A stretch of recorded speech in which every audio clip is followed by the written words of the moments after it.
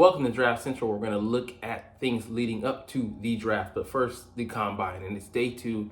The cornerbacks, safeties, and tight ends have run today, gone through the drills. Let's evaluate and see whose stock is up and down. 2024 NFL Scouting Combine, what we learned during Friday's activities in Indianapolis. What's up? It's your boy Cintron coming back at you with another analysis video. I kid you not, that's my real name. You just heard what we're going into, so let's get into it. So on the field, it can't be ignored. Nate Wiggins ran the fastest, most likely the fastest time we're going to see in Indy upcoming. But there were some wide receivers that can maybe potentially beat him. He ran a 4.28, and he started out with a slow start, a 1.59 split to start off the his 10 yards. Crazy. He strained his hip flexor, so it looked like it might have been not a hammy. What am I looking at? Some other injury. But anyways, he's going to try and run it back on his pro day at Clemson because he was not satisfied. At 6'2", run that time. You think he'd be good to go. He said he wants to get it even further down.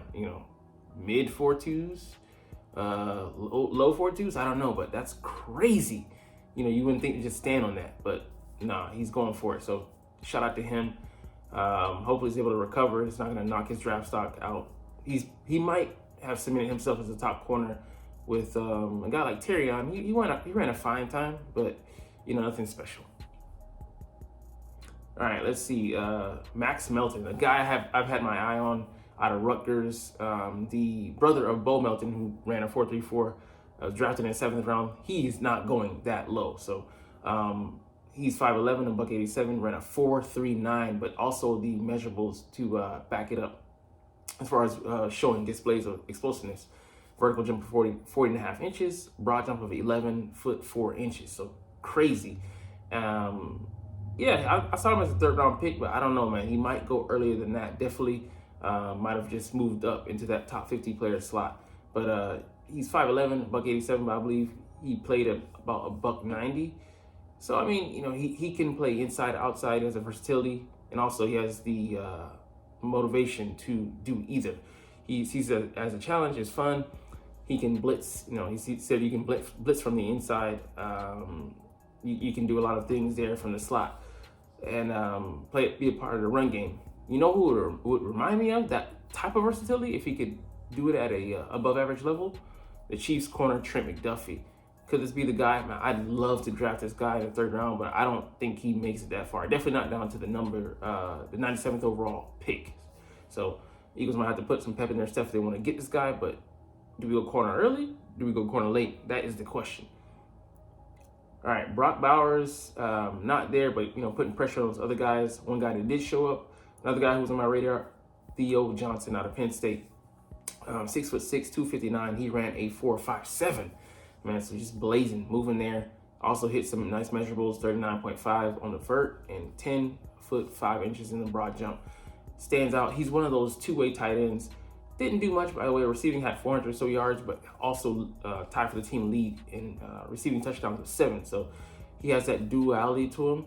A guy definitely who might be able to be had, in the 4th, around the 4th, day 3 pick, 4th, 5th round, but I'd say probably 4th and maybe moving on up probably to most likely the back end of the 3rd with some of those compensatory picks. But another guy who we're looking at could also be a dual threat, Tip Ryman. Had no idea who this guy was coming into the draft, but fighting the Fighting Illini, Illinois, he reps them. 6'4", 271, ran a 4.64 at that size. And I saw his drill. He was pushing that sled pretty damn far.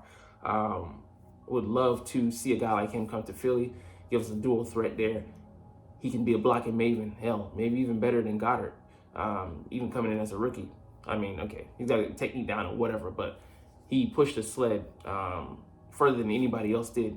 So I'd love to see his fit in the offense. And he can, catch. He just didn't get them opportunities. 41 receptions over 45 games. Yeah, get a man some more burn. We could definitely have the offense to do it. We're searching for a tight end too, and yeah, he might just fit the bill. Off the field, we're not really going to get into those, but one that I did notice that we're going to get into, Jonathan Brooks, the guy who had 1,100 yards last year, 10 TDs in 10 games before he tore his ACL. Unfortunate for him, but he's targeting training camp as a time for him to come back.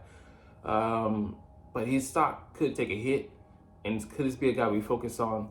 We do love buying low, getting these guys on the re-up. He tried to do it with Sidney Jones a couple of years back, cornerback out of Washington, and he was a corner, second rounder for us, but didn't work out. I don't know if he ever recovered from that, but just the tape before was you like, but it's risky business, trading, buying low on some damaged goods. Will they ever regain their value? Don't know. All right, we're gonna move on to the stock up, stock down portion. I just want to read to that because there's some more guys that you don't highlight. But our first guy up here is Cole Bishop. Again, a guy I didn't have any idea existed before today. Moved up his stock, could be a day 2 selection, so second, third round. We're talking 6'2", 206, 4.45 speed. And they say he's control tower that gets guys lined up. So you like a guy like that, some intelligence, some smarts. Probably going to be out of our reach if that's the case. He goes in day 2.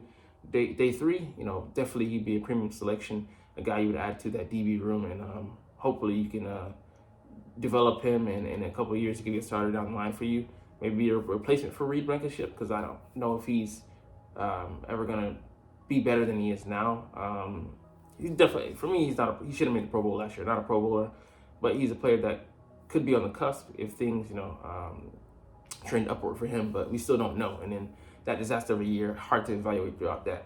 But it's some solid tape, and a guy you want to definitely take a look back at, for me, for the first time at his tape. Jerry Jones out of Florida State. Woo! My nose have been lightening up this guy in combine. He played in the nickel. I think I have to go back and see that. Are they just penciling him in as that, or is that where he actually played? But Ricardo Green was another of our corners, and he played on the outside. So I don't know if they're slotting him there, like I said, or if that's where he actually played. But 4.38 speed, 5'11", $190. Hey, I want to at the very least test and see if he has the metal, if he has the the goods to play on the outside before you stick a guy like that with that size on the just pencil him in on the inside. Now, don't get me wrong, we're going to look for a Devontae Match replacement. We're most likely going to cut him, or at the very least shade that salary down from $7 million. He might be taking a $6 million cap cut, or I say salary cut, pay cut. But we'll get to that later. One of his running mates have already been cut. But this guy has some good explosives, 39.5-inch vertical, 10-foot 9-inch broad jump. Definitely, man, he looks smooth. We need cover guys there and there. The more the merrier. Max Melton, we already went on the day he had, just excellent. And that's what they have the same measurables. He's actually heavier and ran faster, but they want to slot him as a nickel defender. So I don't know, tomatoes, we'll see. But Quinyon Mitchell, man, a guy who came in, you didn't disappoint. It killed everybody else's stock now, but ran a 4.33. This guy was moving, blistering. I didn't know if he would run that fast. He's my Sauce Gardner comparison. Faster, I think Sauce probably would have had, he's going to have a better rookie year, but you don't know. This guy has all the measurables, 1.51 second, 10-yard split, just moving at 6'1", 6 foot 1/8 inch, 195 pounds. He's solid. Has a nice vertical. He just does it all. He just, he looks smooth coming out of his breaks, and just the guy gets his hands on balls. Pause. Very productive in the turnover department. 5 interceptions a year ago. Just highly competitive. Can do everything. Can play in any coverage, any scheme. The guy you want on your squad. I think he's in the competition with Nate Wiggins to go number 1 at corner. To be the first corners taken off the board, but we don't know. Because it comes down to flavor of the month for these teams, but I'm taking him in a heartbeat if I'm a GM. Ben Sinnott, another tight end that could his draft stock is up, but could be probably had in the day 4. Damn, it says day 3, but he could have moved up to day 2 with this this kind of showing. weighed in at 245 at Kansas State, but here at the combine, 5 pounds heavier, 250. Legit 468. I know I've seen the name, but I haven't seen his game. Nope, bars.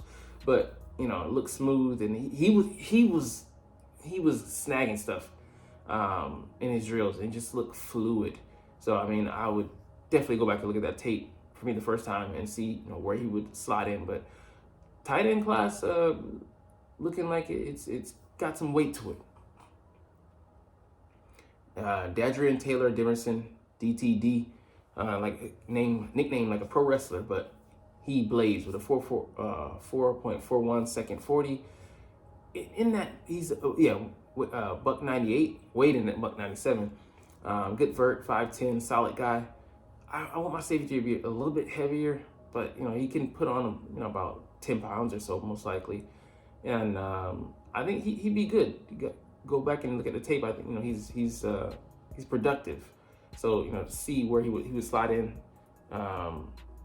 day 2 at the tail end, or potentially top of day 3, I would see him slotting in there. But teams are looking at going back and looking at his not just his production, how he moves on tape, but he definitely acquitted himself pretty nicely with the speed element, but transitions and stuff, not bad today as well. All right, stock down, Kalen King, 461 at corner. Hey man, just done.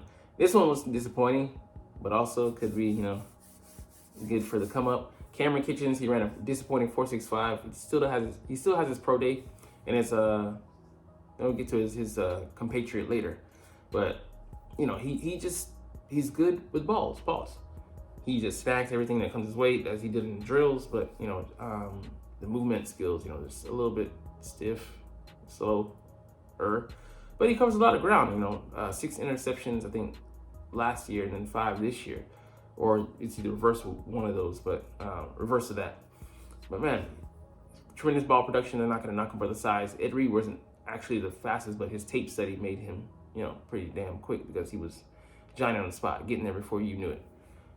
All right, let's get to the raw numbers and look at some of these guys, and try to slot in some people that we could be aiming for, not just based on the numbers of speed, but just verify stuff that you wanted to see. So let's look at not the corners first. That's the the razzle dazzle. Let's actually start with the tight ends. So Devin Culp, he ran a 4.47 40. He's more your H-back type. If you were looking for that, hey, we'll see. But he's still I'd say day 3, but becoming a priority. Tanner McLaughlin, nice time for him. Jaheim Bell, a guy for us that could be a move guy, like similar to H-back, but I'll go with the more explosive guy. But I think he can maybe block some too. But really, I'm probably going to have to tip Ben. I want a dual threat, tight end guy. So this guy, on the last drill, he had the ball already, but he forgot to drop it. He thought it was the last pass, so he didn't, let it go, because he's supposed to turn up field and run. He had the ball, he realized he had made a mistake, held on to that one, snagged another one, and then run up the field with 2 balls. Just, like he got some heavy cojones, pause. But, it was a first in combine history. All right, let's see. Let's get to the safeties. Save the corners for last. Jalen Simpson, it's all you see in a lot of. This is a very fast year for safeties, but a lot of these guys are light. He's a buck 78. I am not putting you at safety. And likewise, a lot of these guys answer questions about their speed. His hairline is receding. You ain't got no recovery speed to recover from that. But just give it up, bro. Now, shave it. Now, Tyke Smith, he's like a buck 80. He solves the speed issue. Same with Javon Bullard. Lighter guy, buck 80 range. Callan Bullock, he weighed in. He was a buck 90 at University of Southern California. He weighed in at, I think, a buck 83. And you're like, bro, you gotta be kidding me. He's 6'2", a buck 83. What the fuck am I gonna do with that? No, bro, no. So I mean, like, I'm cooling on these kind of safeties. I need 200 pounds is the threshold, and if you're close, you're buck 90, you can get to that. I'm not saying he can't put on the weight, but for me, it's just like you're gonna get bullied in the league. He just has a wiry frame. Like all three of these guys do. I don't care if you hit pros and college ranks are two different beasts. Let's see, Cintron Oladipo, he weighed in at 216 for 5'8". Not a bad time for him at all. Demani Richardson, heavier guys, 220 range or like 215, just about. Ran a 4.6, so I mean, you know, I'm getting on the edge. James Williams, his measurables, he weighed in, I think, at 230. 4.65, that's not bad at all. But bro, just move the linebacker. It can be an athletic beast. All right, I'm getting ahead of myself. Let's go to corner. Yeah, like you can see the highlights, but this guy's blazing speed, but he's a slot guy. Future starter, they said, so I have to go look back at this dude. Interesting. He's fast and he's not too light either, I think. Slot guy, bottom of the roster. I think another guy that's slated as like a developmental guy. Slot guy. Backs up to speed. Concern. But slot guy, 5'9", buck 82. Let's see, Renardo Green, 4'49". So I'm looking at him. Eagles. Hey, day 2, 3rd round pick. You might want to go to the corner. So I think I was happily surprised with the depth of this draft overall. I thought it was going to be lighter than it's gonna be. I thought it was gonna be lighter than it was gonna be. You get what I'm saying? Anyways, there's a lot of depth to be had there, and not just skimming the top of the first round or the first couple rounds, middle of the draft as well, and late. Because there's people here that didn't run that I have my eye on. Kyrie Jackson, 4'5". I think he stays in that 3rd round range. In his record, acquitted on the speed a little bit, but still. I mean, it's just about where you thought it would be because he looks slower on tape. And let's see, there's some guys here with size that ran like slower. Like Ryan Watts is like a 206 guy, 203, 6'3" though. As well as Isaiah Johnson. Just switch to safety, bro. Like some of these guys should switch with the other guys on the safety spot. All right, some Eagles issues we're getting to. This guy has officially been cut. Kevin Byard is no longer an Eagle. Got rid of that $13 to $14 million salary. Have to pay a cap penalty of like $1,600,000. So savings of $12 million. So he's out of there. I believe he's one of the candidates. Not confirmed, but could have been the one talking smack, not buying in. One of those transit guys coming in wasn't sold.